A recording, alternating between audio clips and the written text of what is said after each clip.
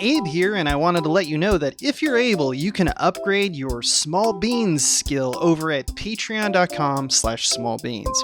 Here's why you should do that. If you pledge 5 measly beans a month, you get access to about half our podcasts that you don't get if you're just listening to the free feed. Shows include Star Trek The Next Futurama, Spiel Boys, Like Razor Blade Pie, and bonus episodes of I'll Show You Mine If You Show Me Yours. Not to mention bonus content including info and updates on the movie we're making, Papa Bear. Hey, where's all the reasons to not subscribe to Patreon? I can't find them. Anyway, back to the show.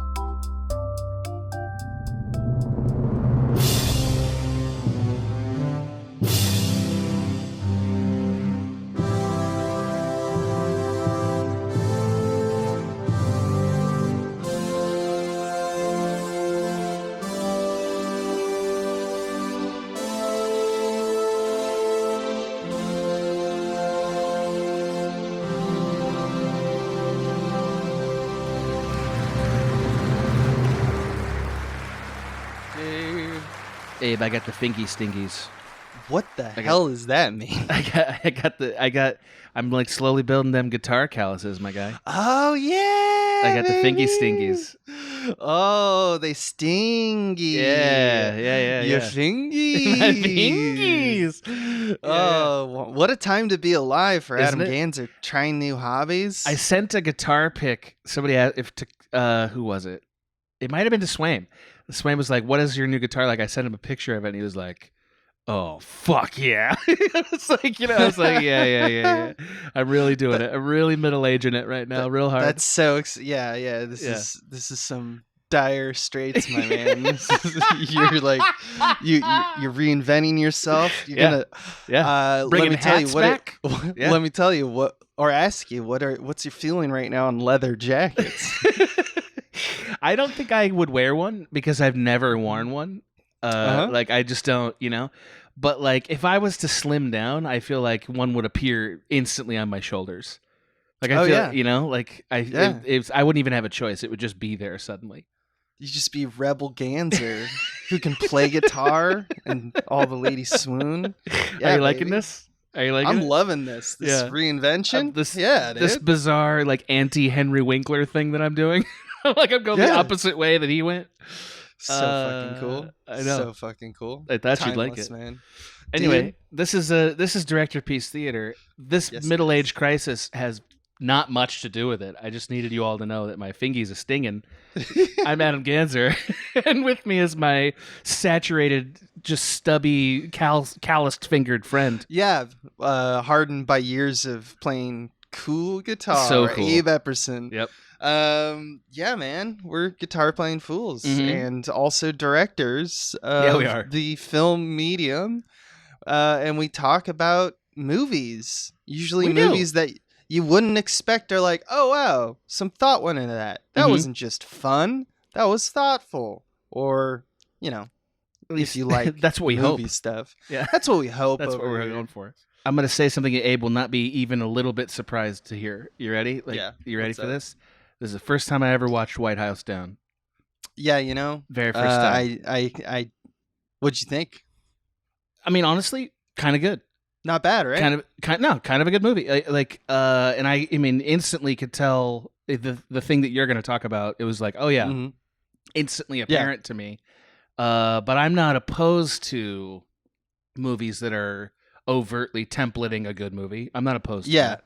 That's right. Yeah. That's right. I think that's the right opinion about it. I mean, it's like, I think some people will feel like basically what I'm talking about today is how the movie White House Down, starring Channing Tatum and Jamie Foxx, and Richard Jenkins, and James Woods, yep, and Jason Clarke, and Maggie Gyllenhaal, who I love, by the way. I really like her. Mm-hmm. Yeah. How that is a Die Hard. It's a Die Hard. I think that if anyone who follows the White House Down trades online is a whitehead down. Oh yeah. They'll realize something very quickly, which is that this is all that's talked about online about this movie. So I wanted to do a slightly different take, which is not just a plot summary, although we will talk about how they are similar in so many ways, like you said, but also that there is a kind of strategy to the madness, specifically with like camera strategy. And such. Love it so much. Something that, my internet friends don't necessarily do at the beginning of their arguments, which is define terms. So if I'm going to make the outrageous claim that White House Down is in fact Die Hard, I need to explain, I feel, or it needs to be agreed. Prove that by starting and asking the question, what is a Die Hard? You could spend years on that question. You can spend decades. Yeah. In fact, I will in this podcast. It's 10 years long. So if you haven't seen Die Hard, but you probably have, I mean, I don't know how much you're going to get out of the podcast if you haven't, but it's fun to hear us two yucks flapper yappers. Yeah. Die Hard is about John McClane. He's a plainclothes, average Joe cop with issues of authority. He's got a strange marriage, and he's got a will to save his family during the course of the movie.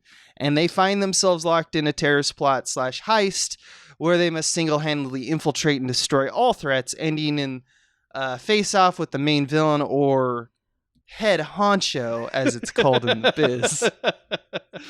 Yes, like that? That's the main term they put. Usually they'll put it in parentheses in a screenplay. Head honcho. So, but more than just like characters and plot consideration, like the original Die Hard, which was directed by the OG John McTiernan. Your lover that you love. Yeah. I love him so much. You do. There's also something that like I think that a lot of people don't give credit to, where he used camera and editing techniques that at the time were very rare in action movies. And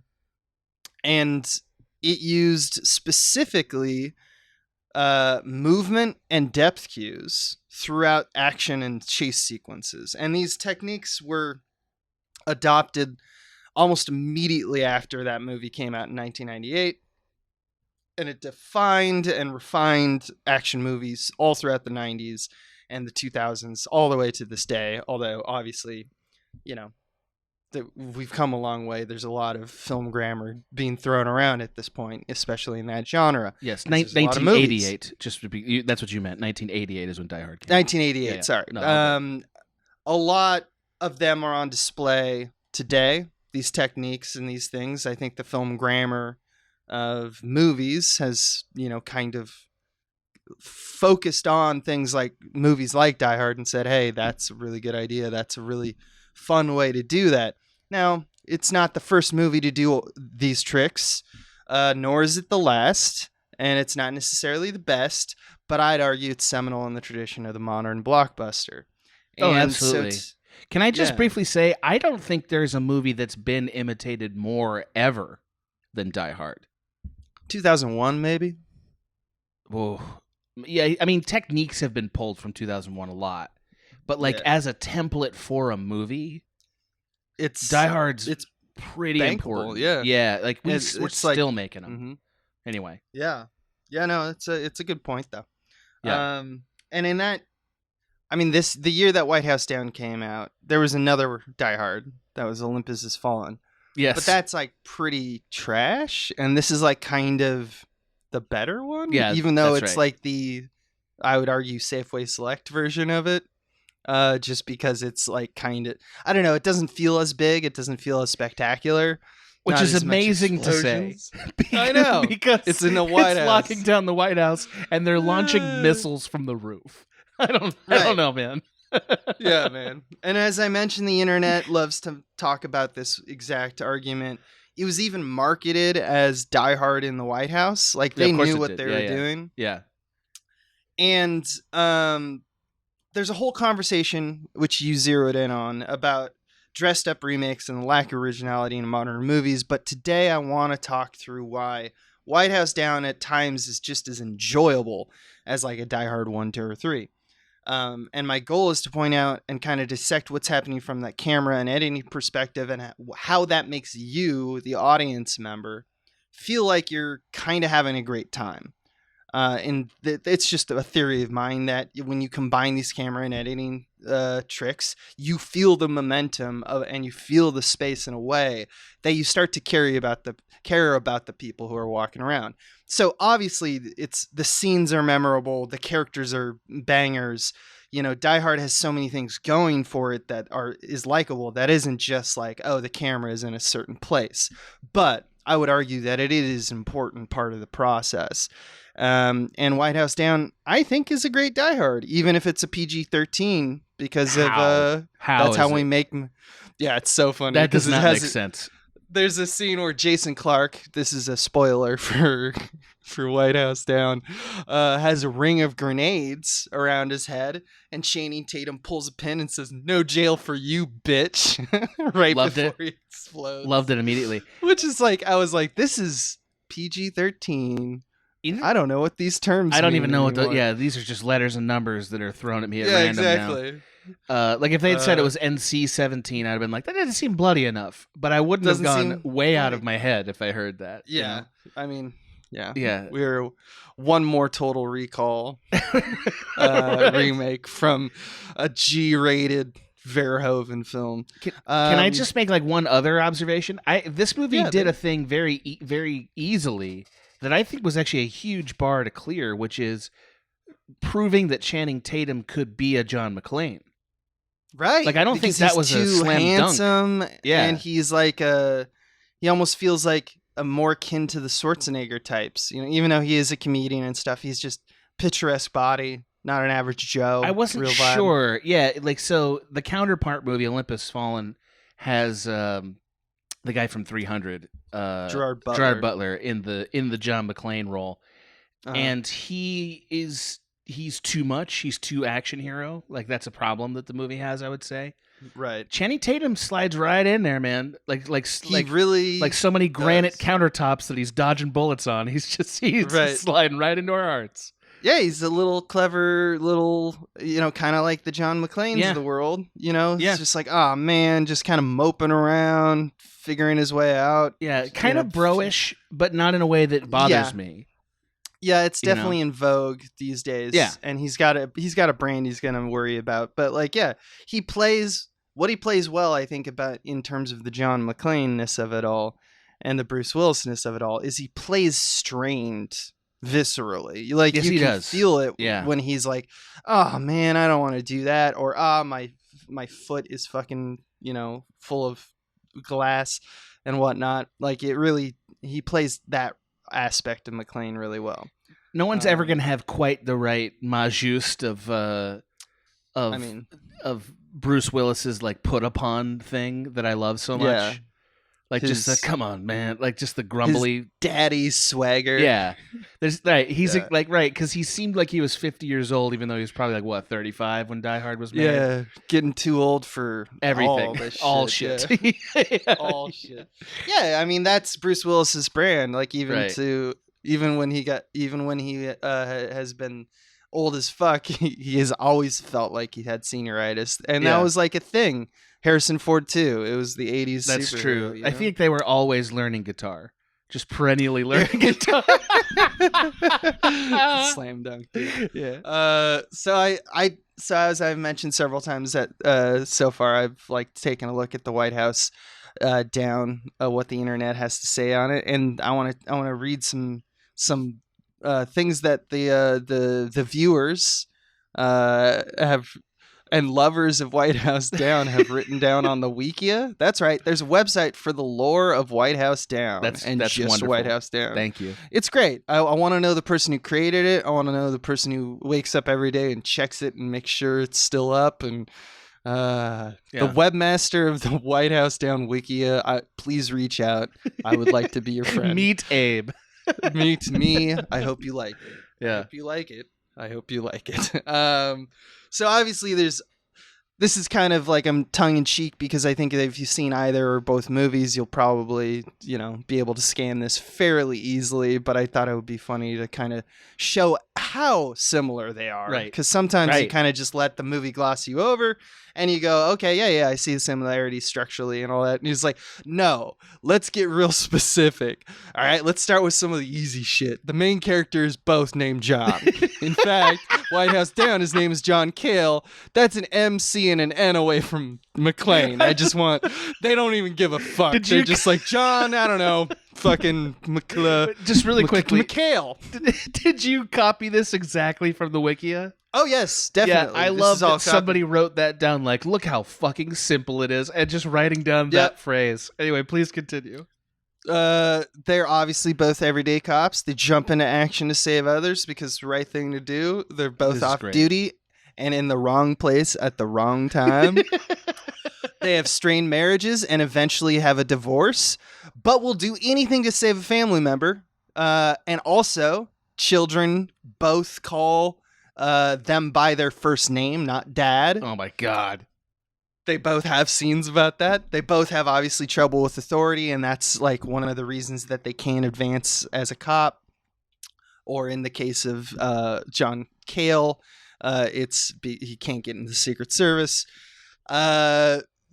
Both take a severe beating by the revenge-driven terrorist before they win the fight, so they both get their ass kicked. This one's my favorite. Both wear dark gray khakis and bloodstained white tank tops, but end up in a dirty white shirt at the end of the film. Yeah, that was the thing that seemed like so nakedly transparent what they were doing. It was so, It was like, dude, you stole the outfit. Come on now. Right, anyway, exactly. Yeah.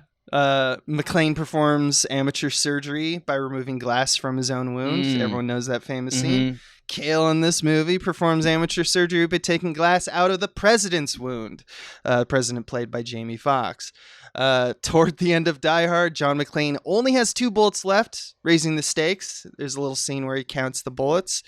In White House Down, John Cale announces he has 3 bullets left at literally the same, marker in the screenplay, like on the same page. That's basically unreal. at this point. In Die Hard, John McHale takes a bad guy's walkie-talkie after killing him and uses it to spy on the terrorist. And that's it. Same thing happens in White House Down. Hans Gruber in Die Hard cowers in fear and pretends to be a hostage in order to not be shot. That's a big beat in Act 3 for Die Hard. And he's actually turns out to be the main villain. White House Down, John Cale cowers in fear and pretends to be a hostage in order to not be shot, despite the fact that he's actually a hero. So they do a little swapperoo on you, which I thought was nice. Rarely does this movie do the zigzag kind of thing. They're usually just like, yeah, what did Die Hard do? Yeah. Put that in there. They split one or two things across. They gave a few things to the president too. Like 1 or 2. Yeah. Both heroes hide from the terrorists behind a metal grate and cock the hammer of the gun on the pistol. So if they're discovered, they have it ready to fire, which I know is not true about guns, but that's movie knowledge. Literally, that shot happens in both movies. And we see a crony at one point fire wildly with a machine gun to check if one of the Johns is behind a door or a couch. So it's just like scenes. It's not just like big overarching things like, okay, so they have a strained relationship with their wife and daughter. It's like, also there's a literal shot of like an elevator and we're looking down it and they're climbing it and it's like that was another it makes you feel, and this is almost certainly true, they wrote down a list of here are all the important iconic things we got to do all of them. Yeah, right? I think they did. And there's a ton of them. There is even more. I've only read like half of them. Some of them are just a little esoteric and nonsense, but like stuff like they feature a building being blown up as a part of the plot. At one point, there is a helicopter that tries to shoot mistakenly shoots at the hero thinking they're going to like, oh, that's an enemy. That's one of the terrorists. That's but right. He's like, no, don't shoot at me. And then that plane or that helicopter then explodes like immediately after that realization. They hide on top of elevators, etc. They almost get crushed by an elevator. It's wild. These kinds of things that just, it's like, wow, no, it's obviously it's not just intentional, but it's just amazing that you can get away with this kind of shit. And as I said before, some people can argue this is borderline. Is this even homage at this point? Or is this just straight up copying? No, I mean, it's not homage. I feel like that's, I'm willing to say that. I don't want to derail your argument much, but I would, no. My thought is this is on the level of Force Awakens. Mm-hmm. I think the thing that makes Force Awakens such a tragic thing in film history, despite the fact that it could have been exciting, is that not only did it not honor the story of the original trilogy, right? It also repeated it beat for beat, in a very insulting way. And I don't think Die Hard is as sacred for movie audiences as Star Wars is, although I think it's every bit as important, honestly. I think that we're all kind of okay with them copying the template, so it doesn't bother me. But it's not homage; it's copying it for the entertainment value of it. I would say. Yeah, I'd say that's fair. I hold nothing sacred, so I don't give a shit. Sure, but, of course. I mean, I understand that some people are like, yeah, this is fucked, and I think that that's a valid opinion. Well, it's just you always hope there will be another McTiernan who makes another Die Hard, only it's not Die Hard, it's a whole other thing you couldn't have imagined. That's the dream of movies. That's the dream, baby. And talking about my McT, Sweet McT. I want to talk about how that man, the director of Die Hard, brought in a lot of almost invisible, unless you're looking for it, things that you're not really supposed to notice, like, oh wow, the dollies sympathetic or something like that, or like the colors do this. Small invisible things are also prevalent. Roland Emmerich, the director of White House Down, I think has a lot. It's tough to say because I think that he as a director, even when you look at something like Independence Day or Moonfall, he has these tendencies to do a kind of mimicry of the blockbuster form, which McTiernan was huge in creating, whether or not he wanted to, creating kind of some strategies on how to shoot action sequences or how to keep the momentum and the pacing and the rhythm feel right. And so I'm going to get into the weeds a little bit about what McTiernan did during Die Hard and how it was kind of also mimicked in White House Down. What's interesting to me is that if I was going to cast any of the blockbuster filmmakers of that time period to remake a McTiernan movie, basically, I don't know that I would have picked Roland Emmerich.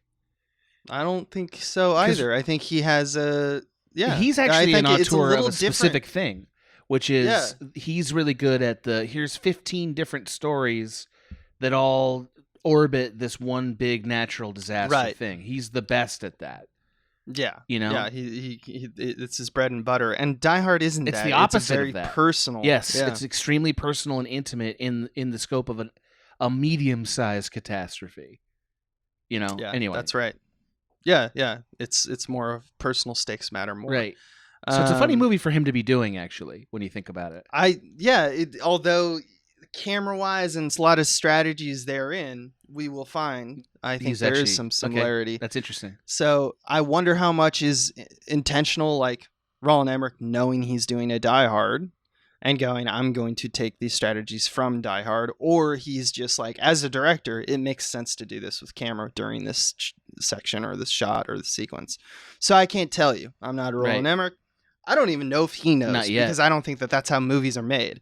But I saw the movies, I noticed them, and now I'm talking about them in front of a microphone. Now I'm saying the movies. So you can say it with me if you follow me along, Adam. Yeah. You know what Abe likes. Abe likes to talk about lines. You love it. You love it so much. I love lines. The most important and underrated aspect of the visual language is lines.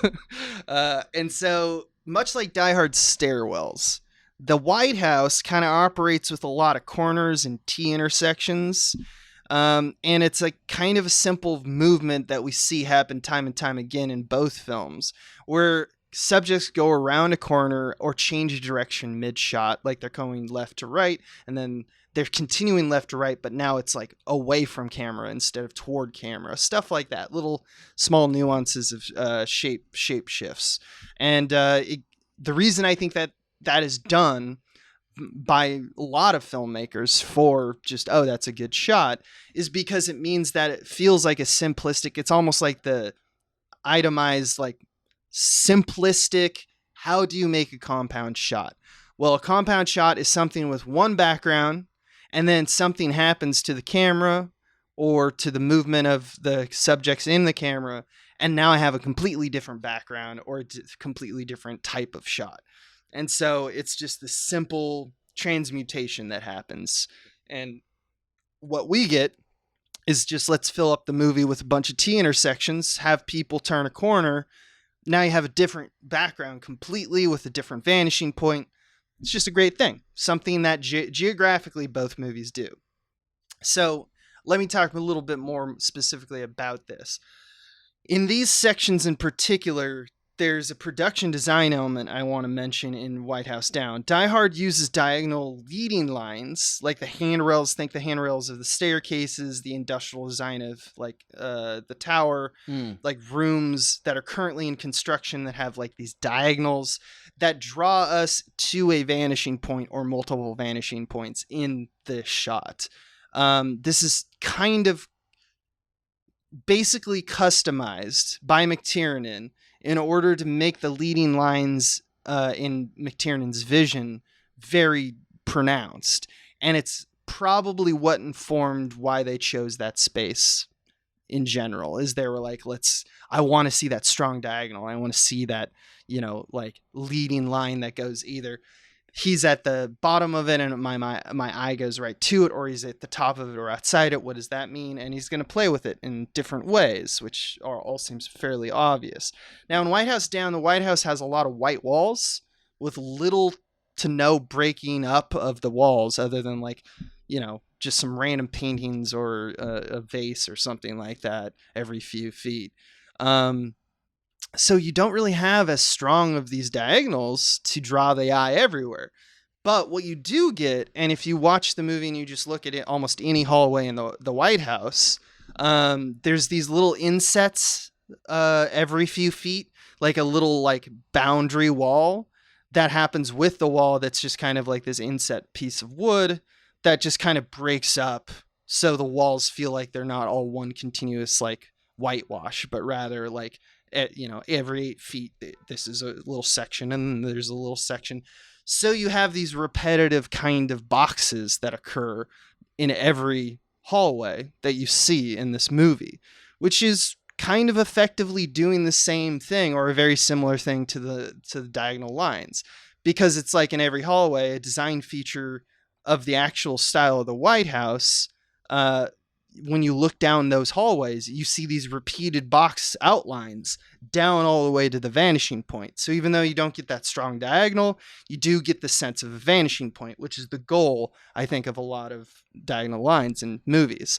It's not as drastic of a depth cue as you'll remember in our visual story class at USC. Of course, I think we both took the diagonal line is one of the strongest depth cues that there exists in painting in film, but it's a visual design indicator nonetheless, I would argue, and it's used a lot in this movie. So, there's no doubt. Even though by the way, there's no doubt, and I would say like, in a lot of ways, just the selection of the building in Die Hard lent itself to. I mean, it's like a chicken or the egg question. Like, is McTiernan interested in the diagonal lines, or did he select this building that sort of had so many modern architecture lines in it, and that led to this decision? Was it more of like he wanted to say something about like, yeah, it's these kinds of towers at the, like we use a lot of modernist or brutalist stuff right now because we go like, yeah, the open design of like cubicles or, something like that. He may have just been making a commentary on like the Nakatomi plazas of the world and they just happen to look like that. Or he could have been like, I want to pick a space that specifically like shape is oppressive, Well, I mean, and he certainly succeeds. I think it's interesting that they managed to get so many vanishing points in the White House, which, like, despite it being so big and like so many floors and stuff, is a lot of big wide open rooms, really. You know what I mean? Or rooms that have like, they almost feel like they would belong better in a Wes Anderson movie because there's lots of like flat, like almost like you're cutting the deep space in half with other doors and stuff. You know? Yeah, it's kind of unique and pretty, and all this stuff was built, by the way, because you of course shoot. Yeah, right. Nothing even looks like the White House, and if it did, you couldn't shoot there because it's super expensive. So they just built it, which is kind of impressive. And that kind of does explain the Roland Emmerich of it all. That's the money, he's right? Exclusive. He's so good at studio stuff, and that's the level of control that he has, which is why he probably visually designed it that way. What if it was as stupid as like, do we have a director who can blow up the White House? And they're like, Independence Day. I hope so. He's just like. Or it's just like the script gets written and then Roland Emmerich just calls the writer someone. He's like, "How'd you get my number?" He's like, "I heard you wrote a page about the White House getting blown up. I gotta get in on that." I'm Roland Emmerich. I'm like Batman, but with the White House. Gotta blow it up. I will be the director. So Roland Emmerich does his thing. And so let's like, just run with it. Like the very concept that these leading lines or these not concentric but repeating kind of squares do the same kind of thing to your eye when you're looking down a hallway with a camera in a random position, let's say. So the kind of things that they do with this, and there's several different ones, but two big buckets that both directors use, and the reason they use these systems is that they lead your eye to an exit. So where John McClane or John Cale is walking around and trying to get away from someone or trying to get to somewhere or avoid someone, it's like almost always in both, which is not true of all blockbusters who use diagonal lines like this. Like, it's like, this is where you go, my friend. Like, if it's almost like a kind of instruction manual for the John McClanes, to be like, go to the empty space, go to where the edge is going. Go, if you're walking away from camera, go to the vanishing point. If you're walking from the vanishing point, walk toward camera. Empty space is your friend. So that's one technique that they use. The other one that they use with these diagonal lines or these vanishing points in the same vein is confinement of our John McClanes. Often it's used to show that he's stuck. This will be done by literally boxing him in. Just think of in Die Hard, the vent shot, right, or the elevator sequences where John McClane is literally in the middle of all these lines that lead to the vanishing point and we look straight down them. What does that remind you of? Well, it reminds you of confinement because he's got all these squares that are literally oppressively upon him. I mean, that one is specifically obvious because the vent is literally right there, so it's like a wider angle shot and it kind of allows that to happen. But it's the same technique. It's the same idea of if you put them inside the boxes or the diagonal lines, now you basically have a little prison. So it's where are you going, and also how the space can be oppressive. That's why people are like, oh yeah, diagonal lines, that's a good idea. That's why directors like lines, is it does stuff like that. Let's talk a little bit about screen direction, because I kind of want to talk about one of the bigger aspects about both movies. Is I think that a reason why it feels like these feel like fun blockbusters as opposed to stale or boring blockbusters is because the momentum and the rhythm and the pacing of the film. which is not just editing. It's also camera, and it's also screen direction, because you need to have a continuous, when you edit, where's my eye going? Right. That all feels clean. And you're not like, where do I look? You're like taken for a ride. It's all, you're manipulated effectively. They used to call that in our visual expression class, continuity of eye movement, which is a complicated way of saying it costs your eye less energy. It costs you less energy as a viewer to have everything moving one direction between shots and cuts and stuff, because it feels comfortable, like you're being sort of guided down the momentum of the movie. Exactly. Whereas if your eye has to jump to catch the key piece of any shot, right, the key focal point of any shot, and you have to jump around a bunch, you feel tension from the energy being expended there, right? Yeah, exactly. I always think of it as like just little breadcrumbs. Basically, you want to make sure you want to make sure that you're cutting out a hole for the eye, right? In whatever you're doing, whatever distracts the eye, because you can have perfect screen direction, but then the second that you have a bright light in one of your shots on the other side of the screen, now everyone, because we're simple fucking monkeys, we just go, oh, bright light, and so now you've fucked your continuity. So it's also not just what you're doing and how you're leading the eye, but what you're not doing and how you're not making distractions. And I want to point out one thing about screen direction that I thought that was pretty effectively done in White House Down, which is that in the first initial assault, there's a sequence where Jason Clarke, who's like the Carl character essentially of Die Hard. He's the right hand man of the Hans Gruber, basically. Yep.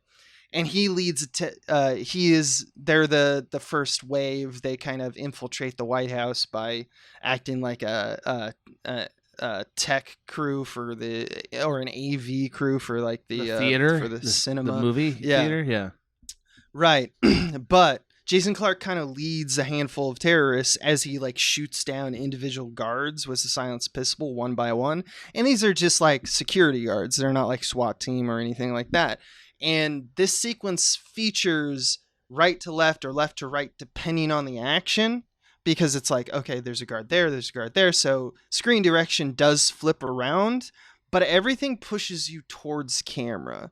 And it usually does it while it dollies back sympathetically, which is something I'll talk about a little bit later.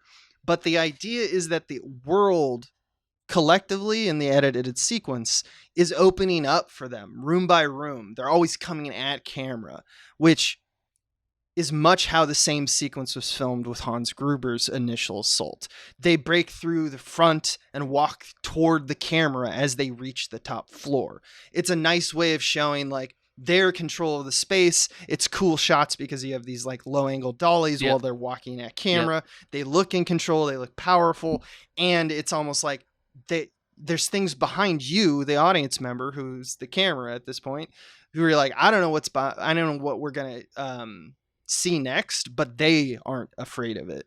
And it's this kind of simple kind of system that really is obeying simple screen direction, coming at camera versus if he just threw one shot where they're walking away from camera, it would have fucked your brain up. And they didn't. Both movies chose to do that moment. We're going to do this type of thing. And it's a good way to do that thing. It's also... They have similar music as well. It's they're doing it. It's also a good way of adding diagonal lines when you don't have a diagonal space in the White House, right? Because when you're looking up at stuff, first of all, there's a diagonal lines being created by the physical body of the person. And the actual lines of the ceiling or floor change to become diagonal because of the perspective. That is true. Yeah. Both. I should have wrote that down, and it's very smart. It's almost of like you to did point out. I didn't write including not. If you just lied a little bit. When you watch movies, if you just lied, if you watch movies, most movies don't involve the ceilings. Not much. But ceilings are very effective because it costs a lot of money to shoot the exact a ceiling. Thing you said. Yeah, and it's hard. You got a boom pole over there and stuff. There's that, and also, if we're being frank, and this is a quick detour, most movies are shot on a soundstage, right? Most movies are not shot on location; they're shot on a soundstage, and a soundstage don't have ceilings. You have to physically build the ceiling if you want to see it. So, they choose to avoid ceilings so they don't have to build it. This movie decided we are going to build the ceilings and see them often, which I would say was a good decision, but maybe even just for the purpose of the diagonal lines. Who can say? Who can say? And speaking about things that you see in camera and what you see and what you don't, I think a big thing that a lot of these movies usually live and die in, whereas I'd say a blockbuster movie is like a Michael Bay movie. I mean, he does his share of telephoto lenses, but a Die Hard truly lives in the mid-range telephoto. And it's more of like, a 50. What does that mean? Is that a 50? Is that a 70 or whatever? It's more than anything that Die Hard chose to avoid wide lenses in very particular cases. There's some close-ups that are wide,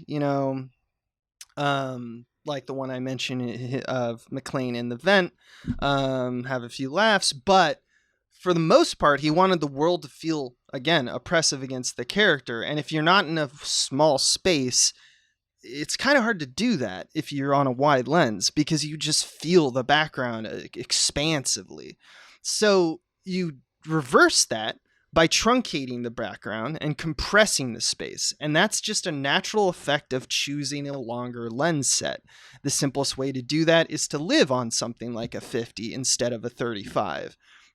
So while he can't be super telephoto like an 80 millimeter or 100 millimeter, because then you get no sense of geography, you just get the sense of like a small wall behind the character, a small piece of the wall, and which is no good for these kinds of movies. I mean, sometimes you get a close up like that might have been shot on an 80 or whatever, but when I'm talking about the two shots or the shots of them traversing the spaces, there's nothing like that. There's no super telephoto, there's no wides.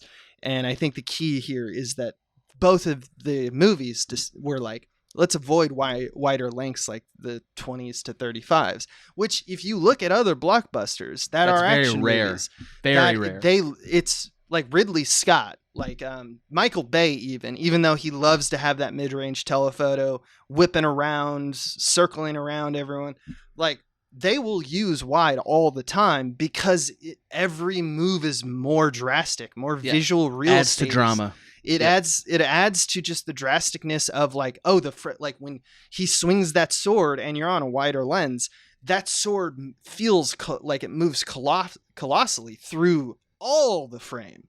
Where if you were to put on a different lens that were tighter, it would just whip through the frame and you'd be like, oh, that wasn't that crazy move, but it feels bigger. So they did not do that. And I think that's an interesting aspect. It is interesting because like the other advantage to wide angle lenses, a thing I love, I shoot in a wide angle lenses all the time, is that it gives you more room to physically work in.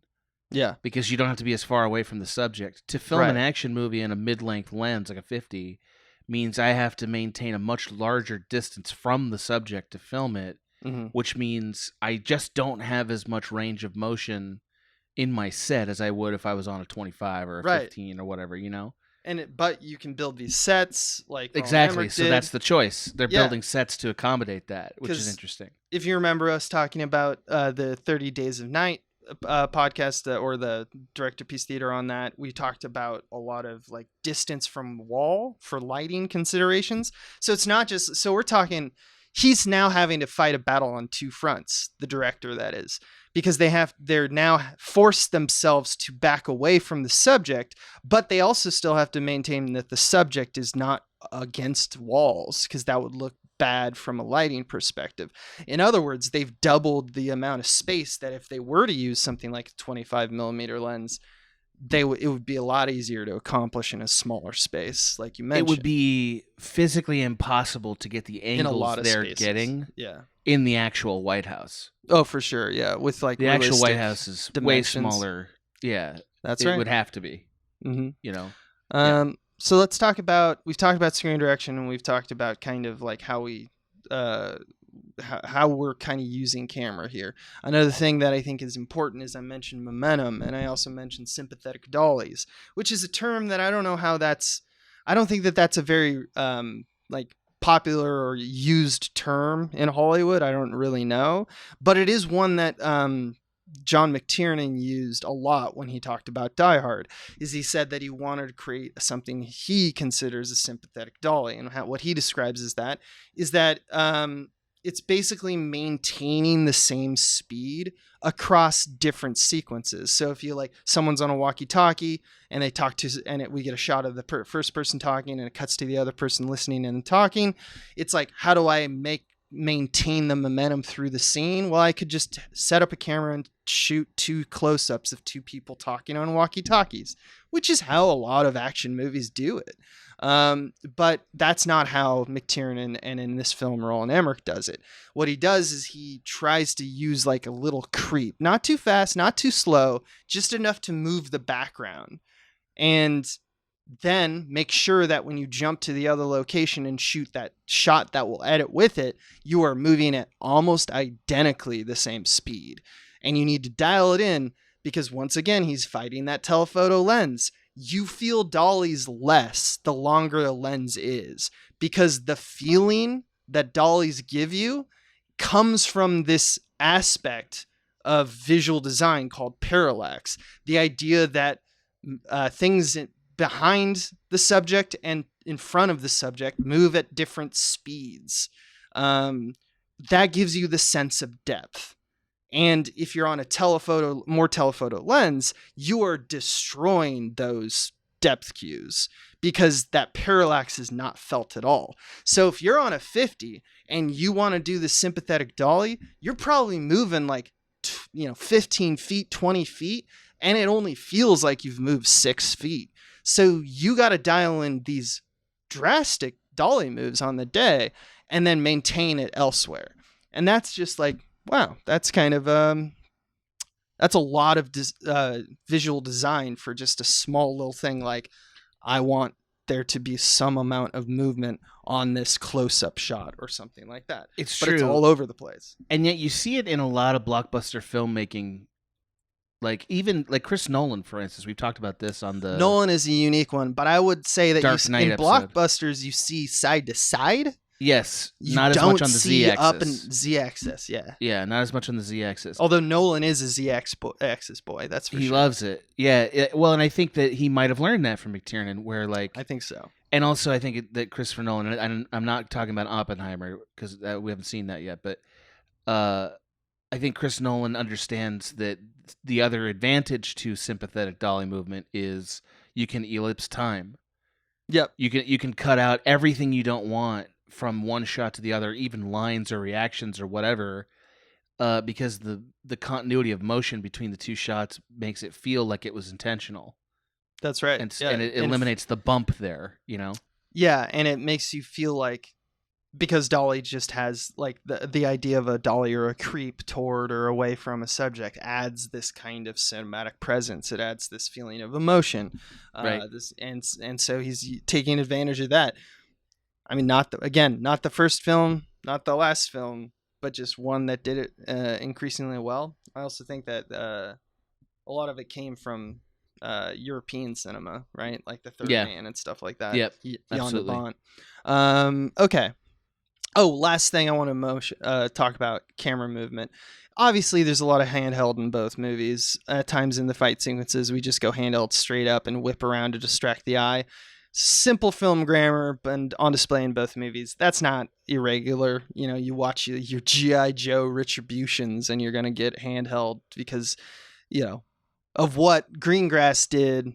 Or, yeah, it was Greengrass, right? Who really brought it in with the Bourne Identity, the Bourne Ultimatums or whatever. That's the most of it. Yeah. They talk about, that one is, we talk about the editing being all fucked, but like, it was a thing it's definitely more of a thing now. And in the late 2000s, early 2010s, where it's just like, handheld, just do handheld, even the James Bonds did it, like Casino Royale all the way till, I don't know, Skyfall, I want to say. It was just how you did action sequences. That's Die Hard. That is literally Die Hard. Well, and it's such a useful piece to like.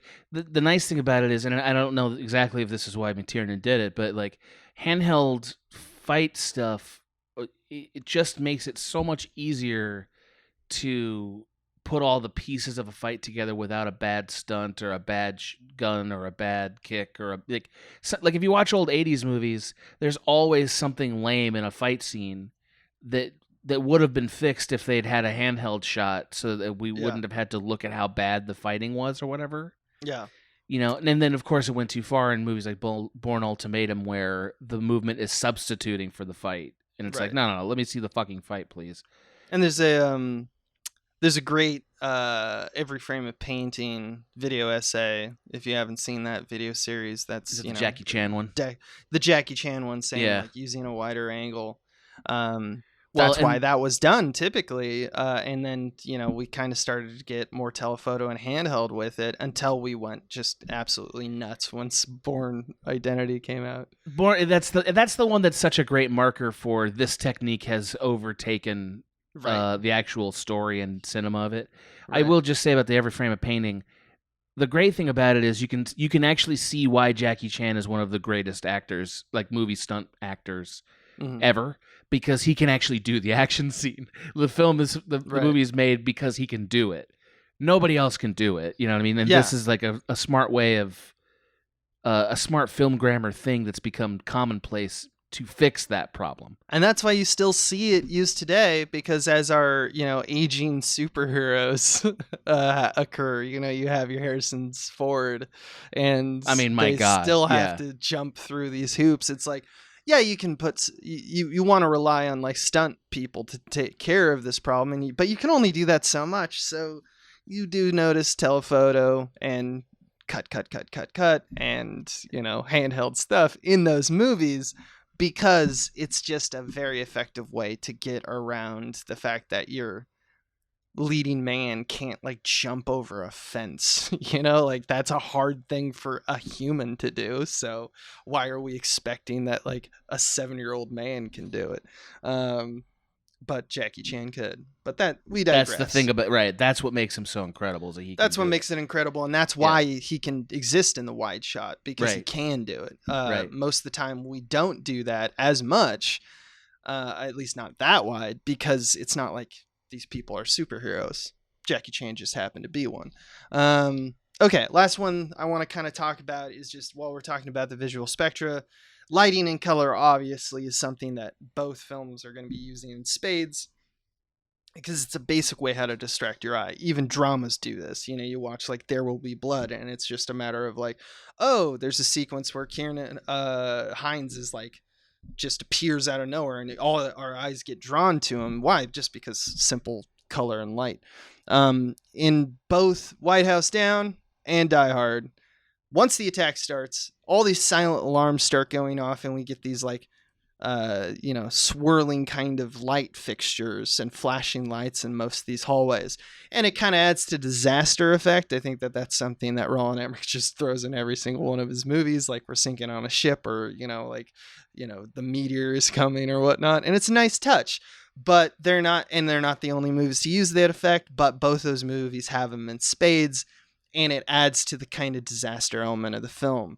But really, when we're talking about like just like the visual strategies, I want to talk about contrast, which the flashing lights do add to, because it's just another element of contrast. Yeah, which is that in White House Down, it isn't the most contrasty film, but it does play in the dark a lot, especially in the later half. I think the starker images pull out the shapes of things. You can see shapes more simply. That's why contrast kind of exists in the 2D plane.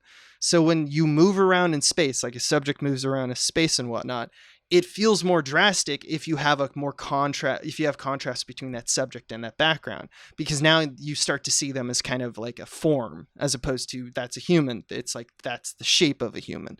So it's more drastic, and it's a good trick for a movie picture, because you don't need to see the space as much as the objects that are swirling around in it. So you pick your background light, you pick your foreground light, and you do a little dance, and you don't have to show all the edges of the frame. And we get that a lot in both movies. We'll see silhouettes, and then we'll see them walk into light, and then right as they walk into the light, we kind of move around, and now the background is dark. It's this kind of dance that both movies do by maintaining that whatever we're lighting with the foreground, or whatever we're lighting the subject with, maintain the highest contrast possible. So put your background and reverse it, make it dark or make it light in, depending on the situation. And that's one of the most interesting Die Hard quotations, I would say, because Die Hard, one of the things that makes it so cool is that it takes place at sunset, basically. Yeah. Like, it basically takes place, like at least half the movie in the golden hour sunset. It's so great. Right? And so that means the lighting always feels very directional, and there's a lot of contrast, right? And it's that warm California color. And this the sky feels dim. The ambient, the ambient brightness of the world is dimmer than like daytime, but you still have that highly directional light that could bloom the background. Yeah, you're absolutely right. This movie decided it was going to take place almost exclusively at sunrise. Mm-hmm. And so the lighting is equally directional. It looks like it's like 7 a.m. It's not that time. It's like 10 or 11, but it looks like the lighting looks like it's 7 a.m.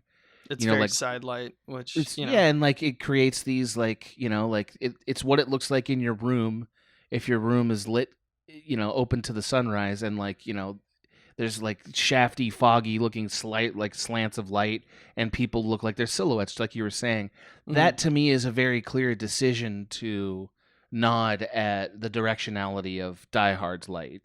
I think so. More than anything else, that's the point of it. And you saw it in McTiernan, like, really changed the grammar in that way because he loves that stuff. And so you get things like Last Boy Scout and such like that, like where it's even that to the max, but Absolutely. It's like you leave him to his own devices. He's just going to always do that. And that's not necessarily something that Roland Emmerich does, but it is more prevalent in this movie. I've never seen him do it in a different movie. Now, I haven't watched every movie he's made. He likes to be clean and sleek. Yeah. And there are sequences. In fact, he does this, and it's a very Roland Emmerich thing to do. And I think I would argue that something that White House Down does even better than Die Hard is the color control. I agree. It does. Which is that in several spaces that we see the film, just like in Die Hard, we see kind of like the warm yellows and oranges of the inside, and then we get like kind of the cooler exterior. That is souped up to the max in White House Down, because the White House interior is naturally kind of this off-white, gold, yellow, orange hue. And then we cut to the outside, and it's always the situation room of a classic Roland Emmerich film of like the team trying to figure out like, okay, so we got a man on the inside, and you got Maggie Gyllenhaal there, and Lance Reddick's there, and it's great. But all of that looks like more like a Roland Emmerich film, because that looks like straight out of Moonfall, where it's these sleek kind of modernist blue screen designs, with like the white light of like Minority Report kind of shining everywhere. It's this kind of, it's just the design that he likes. So what's cool about that, and what I think is almost an improvement on Die Hard, is that within a single frame, when we cut from, Channing Tatum and Jamie Foxx palling around, and then we cut back out to Richard Jenkins and, Maggie Gyllenhaal, your brain has already registered within a single frame where you are without even realizing it, because you've been your eyes have been washed from this very warm kind of palette into a very cold one. Yeah, Die Hard did this with several kind of effects, darkness, and there was a lighter, warm, cool system. But I think that the reason that this film has a leg up is probably that Roland Emmerich cares more about that aspect of the digital cinematography, but also the fact that years have passed and the availability of digital color grading and the power of it has changed almost overnight in the 2000s. There's just more control of color in films now. Period. It's become expected. Yeah. Like films like Oh Brother Where Art Thou and Lord of the Rings and stuff made it so that, and Saving Private Ryan made it so that you have to do this for it to feel like a movie. Exactly. And it does. It's really nice. It's nice that we live in that stage where it's like, it's just another trick that we use, that we can hack the brain of audiences to be like, all right, so now you feel like this next thing feels right, that we're cutting to this shot now. Sometimes it can be hacky, where it's like, oh, they didn't focus on the plot, or, they a lot of directors can get away with all these buzzes and whistles and be like, "Oh, distracted you, got you, bitch." But like, it's also can be a very effective tool that, when used, it's just a lot of fun. And I think that's basically kind of the end of my rant. Die Hard is great because so many scenes and characters make the whole thing memorable. I know I didn't talk a lot about that, but I mean, the great dialogue, the peak performances, it's all there for you to see. It's why we all like Die Hard, and all that shit feels like lightning in a bottle to me a little bit, because that's just a gifted cast and crew with a great story. But what isn't lightning in a bottle is something that I feel near and dear to this podcast and to my opinion on when you go and watch movies, is that the craft deployed by the craftspeople who made the film, camera, staging, lighting, editing, this shit is instrumental in you as the audience's takeaway of the pacing, the rhythm, and just visually enjoying the movie. So it's not just like, oh, that line was killer. It's also setting you up to be like, I'm ready for a killer line. I think that they have that kind of elegant dance and it plays together well. Because you can have the greatest line in a movie and it's still like not really hit comedically. Oh, yeah. We've seen this time and time again. All the time. If you're not priming your audience to be along for the ride. And this is something that like, it's textbook. Die Hard does it so well. And honestly, White House Down does it too. I think it's kind of a lost art, to be honest with you. There's not a lot of compassion for this kind of thing in the invisible hand of direction now. It's more about the louder, more bombastic aspects of movie making, I think. But that's all personal opinion and doesn't need to be talked about. That's where I have like a huge question for you that ultimately decides like where I line up with the White House Down, whether it's a successful Die Hard or not. And that question is, do you think that Die Hard Once Upon a Time in 1988 felt believable to the audience? Yeah. Like this is a believable movie version of what could happen. Yeah. Okay. I think so. I think so too. I think that is part of the ingredient. This doesn't feel like that, right? Like it never feels like, oh my God, this is what it would be like if they really locked down the White House. It feels very bombastic, even though it's contained. The stakes from the are minute. Insane. Yeah, it's an insane movie, that's for sure. That's the tricky thing about it is, even though it wants to be a Die Hard, it also wants to be like, and it's the fucking White House. And it's the Super Bowl, yeah. Right, that part of it is the thing that, like, on a premise level, robs it of the most successful Die Hardness it could have had. Mm-hmm. Right? And I know that's like, but Adam, that's why it got greenlit. I completely agree. And it's a good movie. I think it's fun. But, like, the thing that made Die Hard so good is the everydayness of it. Once Upon a Time felt actually very exciting because it was like, this is a thing that could happen to a real guy. A real guy gets put in this situation. Right. You know, that seems stupid now when you watch it, but that is how it felt, I think. Yeah. I mean, I still feel like the everymanness, but it's, yeah. No, I see what you're saying. I'm not here to argue that White House Down is an instant classic. Like no, it's not quite. Hard. Yeah, not quite. I want it to be, though. I liked it. And it's because I think it does some things that show off that language part of cinema, not just, the good quips that Channing Tatum does and Jamie Foxx does. There's some cool scenes. There's a scene, I like the scene where James Woods' wife is like, oh, you're doing this for Kevin, or whatever his name is. our dead son, yeah. And he's like, yeah, of course. That's all I want. I need to show them that they fucked up. And she's like, do whatever you need to do, kill everybody, do everything you need to do. Total 180 from what you expect. It's pretty wild. They bring in the wife to be like, why are you doing this? And it's like, no, she's a killer too. And it's just like, there's memorable aspects. There's cool scenes. I wouldn't say that there's, John McClane, tossing fucking Hans Gruber out of the window kind of cool scenes. But no, that's the best. It's the coolest thing ever. Yeah, but it's really good. There is a lot to fall in love with. And I think it's to the credit of the craft people working on the show. So that's it. That's all. Yeah, this is well done. It's good to expose the formula. Yeah. You know, because look, let's be honest. A lot of movies and screenplays and stuff are drawing on templates, and this one is. It is so interesting though how the differences from the template. Sometimes, like you hope that it will add to the film, but like a lot of times it actually subtracts from these great films in some way or the other. Like in my opinion, and this is not shitting on the movie. I just think that the premise is actually a detraction from Die Hard because it's a little bigger than it should be. I think that's a Roland Emmerich. Like that sounds like a problem we would all have with a Roland Emmerich Die Hard. Yeah, right? It's like yeah. he wanted It's a to little go so too big big with it. Yeah, and that's if you hate that, that's dead on arrival for you, because the whole concept of a Roland Emmerich picture is that he wants the stakes to be as high as possible.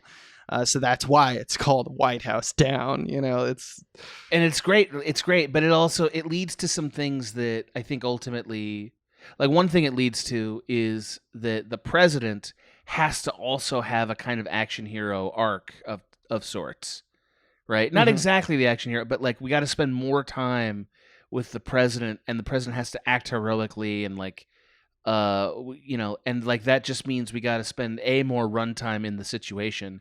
B, we got to subtract a little bit from the main character and his quest to get back to his daughter. Which is like it was so pure and distilled in Die Hard that it never it never really loses its focus in that way, and it's so great. This movie, we need a little time with President Jamie Foxx, right? Otherwise, we feel like we're being cheated. But that time dilutes our enjoyment of and our connection to Channing Tatum's character to a degree. It's a problem, and I put that in quotes. Like it's a thing that makes it tough to make this movie work. Yeah, but I think you'll get no disagreement from me. Yeah. That they both work, and they do both work. A lot of credit goes to they both have a slick, amoral, goofy computer expert. And White House Down is played by Jimmy Simpson. You'll recognize him from the It's Always Sunny in Philadelphia. Who plays McPoyle. He's a delight. There's a lot to be delighted in. He's having a good time. He knows what movie he's in, for sure. Oh man, I can't wait to I want to have a blockbuster where the where the main villain is Gale the Snail. Yeah, like another Die Hard, Air Force One. That is same kind of thing happens. You have fun with the Harrison Ford president angle. It's true that we are now more in the Olympus Has Fallen, where it's like everyone is so serious. I think I don't always want to point to 9/11, but it's there. Yeah. But it's there. But it's also true that the 2000s, like the grittiness, got to us. And this is that's why James Bonds were gritty. That's why Batman was even grittier. A lot of good filmmakers who are doing gritty stuff, and it's kind of just infiltrated the lexicon at this point. That's my opinion. I don't know if I'm right about that, but it just feels that that's the natural tendency of the last 20 years. It's true. But there you go. It's true. There you go. I could imagine a world 30 years from now that's doing sort of the anti-White House Down. I mean, well, who knows how life will go. Let's suppose we have things go better in like, and then it's all years. And we're doing a White House Down, lollipops and we need to go back to like the 1960s where everything was like a musical, man. You don't want that. Musicals are the worst. Don't tell me what I want. You don't want it. I know you don't want it. You're just being a ghoul. I'm not a ghoul. You're a ghoul. You're a ghoul. Here's a song about it. You're a ghoul. Hey, man, you're getting more musical. These guitar lessons have really been paying off. Yeah. I don't have a callus on my soul. That's what I can tell you. So cool. Yeah. I wish I said that. I'm going to take that and use it. Just lie one more time. Just lie one more time. All right, that's it. Let's wrap it up. I thought we did. I thought we could have cut any of these. I thought the show was over 8 different times already. It's probably true. Yeah. This is probably coming out. Let's say it comes out on Friday, 21st of July. So the things that you have to look forward to are, if you're a Patreon, if you go to patreon.com/smallbeans, there's a few more Patreon exclusives coming out, including like Razorblade Pie, where Michael Swaim basically talks to a friend about a Harlan Ellison short story and why it applies to them. And they're like, I chose you to read this short story. It's a great show. I think this one's me, actually. I think it is. It's an Adam episode, so I'm looking forward to hearing that one. We also got an Escape from the Multiverse coming up in a week, talking about Last Action Hero with these two guys and Michael Swaim. And we also got, to end the month, we're gonna end with Kings of the King episode on Cujo. Oh, fuck. We've been looking forward to that one. That's the one with the dog. That's it. Go patreon.com/smallbeans. Give some scratch, and you can get access to basically half our catalog. There's other shows like Star Trek: The Next Futurama and Spiel Boys, which are collaborations with the Gamefully Unemployed boys. Those are just podcasts you don't get if you're just attached to the free feed. And even the free episodes like this that eventually do hit the free feed, you get like several weeks earlier if you are at the Patreon. So go visit us there. And thanks for listening, everybody.